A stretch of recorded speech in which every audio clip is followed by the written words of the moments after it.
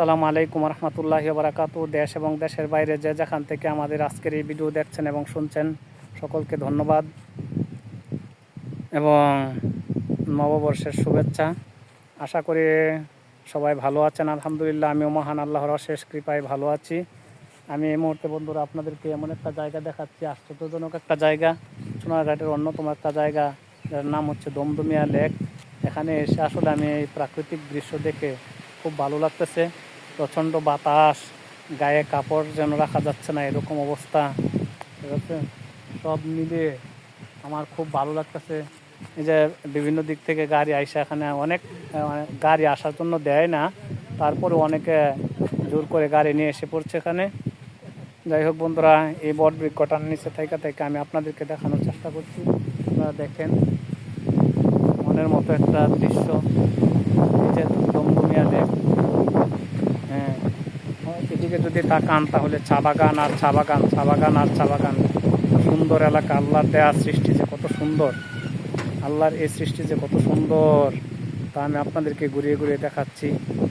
আসলে এখানে এসে সত্যি সত্যি আমার মনে পড়ে যাচ্ছে ওই সেই গান, যে দুনিয়া সুন্দর, মানুষ সুন্দর, আসমান সুন্দর, জমিন সুন্দর, সুন্দরে সুন্দরে পাল্লা, জানি না কত সুন্দর তুমি আল্লাহ, জানি না কত সুন্দর তুমি আল্লাহ।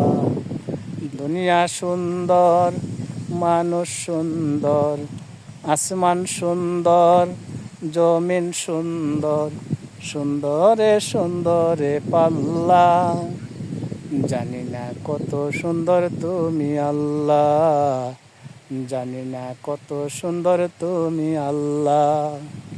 বন্ধুরা, এখন তো আসলে প্রচণ্ড রোদ, যত বিকেল হয় তত এখানে আরও সৌন্দর্য বাড়ে, যত বিকেল হয় তত সন্ধ্যার সময় আরও সৌন্দর্য বৃদ্ধি পায় এখানে। তাহলে বন্ধুরা, আমি আমার পক্ষ থেকে আপনাদেরকে দাওয়াত দিলাম, আপনারা আসবেন, এই দমদমিয়া লেকে আসবেন, দেখবেন।